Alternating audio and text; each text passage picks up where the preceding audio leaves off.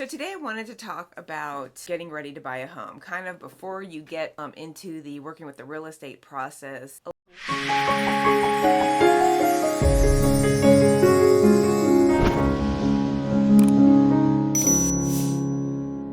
So first, let's get started with cleaning up any credit issues.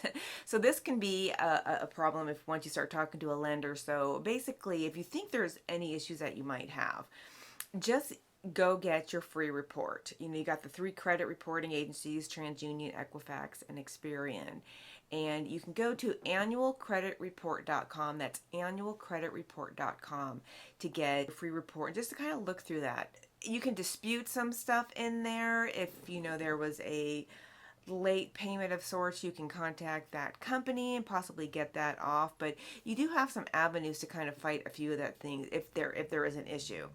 Lenders tend to require like a 620 credit score. Some you can get even under 600. Like possibly with FHA. And if you're young, be sure to start establishing your credit at an early age. Just get a credit card, pay it off, just to start establishing the credit so you can, if you desire down the road that you want to buy a home, that you're kind of at that point you can. So that's one crucial, just to kind of, and start early, keeping your credit clean, paying off the bills on time, not opening up too many new avenues. So anyways, that's first step. Next is we want to figure out how much you can afford. There's many online calculators, and I use one religiously where you can kind of scroll left and right, down for the lesser price, up for the higher price. So you want to put kind of like maybe the price point that you're thinking you are, based on your current analysis, that you're going to be able to qualify for. There's also a section for the rate, your interest rate. Right now we're hovering around 3%, little 2.8 I think this week, 3, 4, there's more factors to that as well, which the lender will definitely help you with.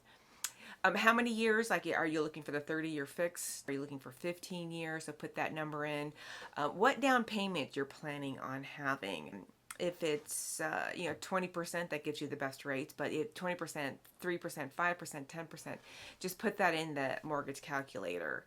You're also going to want to have taxes and insurance. So again, all these aspects are going to require a little more due diligence, a little more research.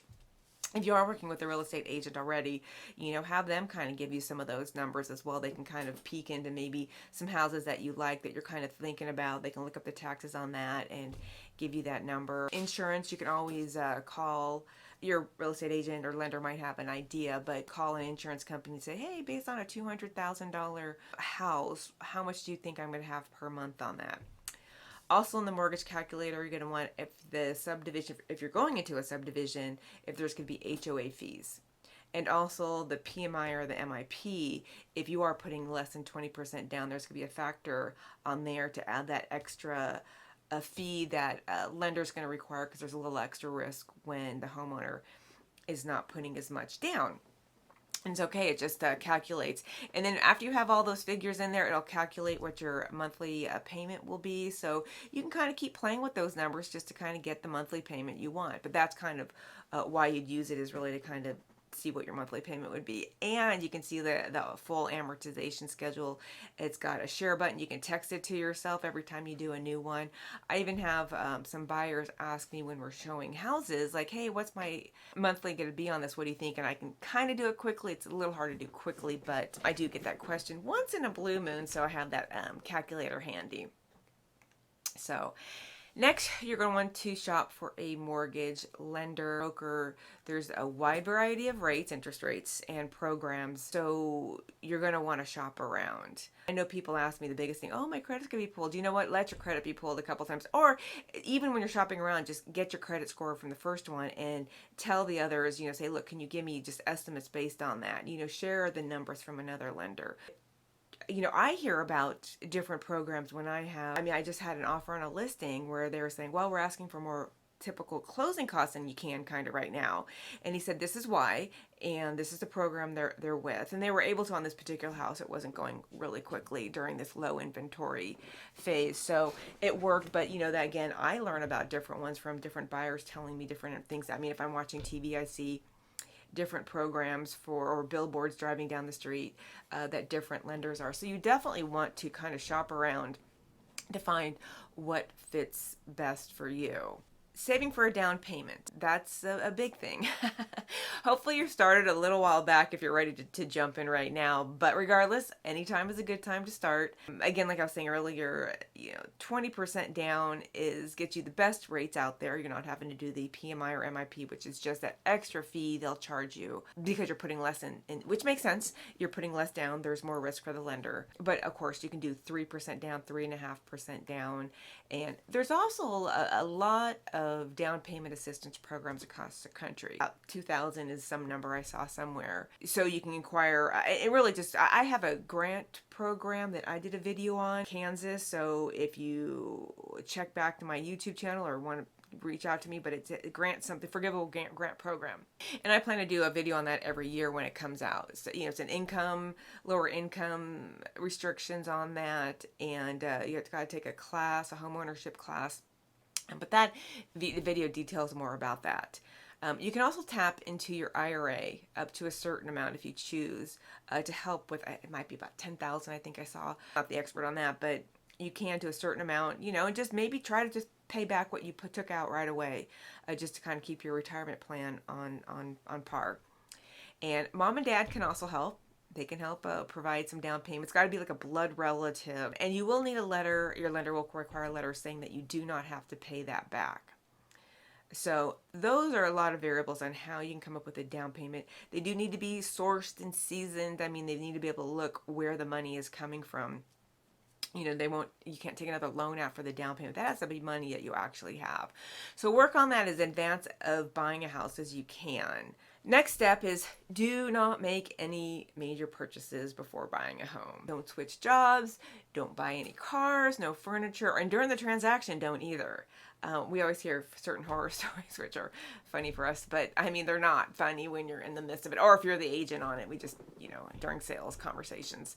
Don't get new credit cards. Just one credit card or credit pull can affect your score and can kill your chance of home ownership at this point. Now, for how long, I don't know. That would be another question for a lender. Next, find a real estate agent.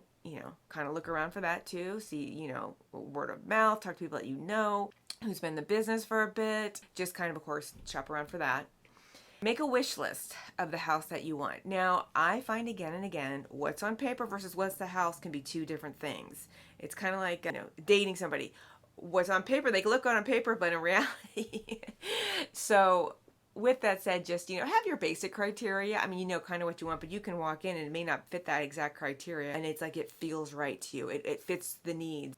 I find that happens quite a lot. So, and in fact, when I put the collaboration center together for my clients, where the MLS, they automatically get notified when new properties with their criteria jump on the market. I keep it more broad than narrow. I usually go location and price range, possibly main floor laundry for certain clients. So again, start, at least make your somewhat wish list, and then really just kind of shop a little bit, browse online, which you've probably been doing if you're watching this video, visit open houses, run around the neighborhoods that you're interested in, that you want to see. So that kind of gives you a little bit of an overview of before you get into the nuts and bolts of buying a house. Just kind of, again, clean up your credit, figure out how much you can afford, use those mortgage calculators, play around with it, shop for a mortgage lender or broker, start getting information from that, secure a mortgage pre-approval at this point as well. And also, I guess I didn't mention pre-qualification versus pre-approval. A pre-qualification is when you are telling them, hey, this is what I make, this is my credit score, all these numbers. And they can actually pull your credit score at this point too. But all the numbers are there, and so they can do a pre-qualification letter for you, where the pre-approval is when you actually get all the verification. You're verifying your income and all the details in that. So pre-approval is kind of the next step and a better step, and can look better when you start putting offers out there. So I forgot to mention that one earlier. But also, like we talked about, save for the down payment. Do not make any major purchases. Find the real estate agent, make your wish list, start shopping online, start going to open houses, start shopping the neighborhood. So hopefully that helps you kind of get started. Good luck and happy shopping.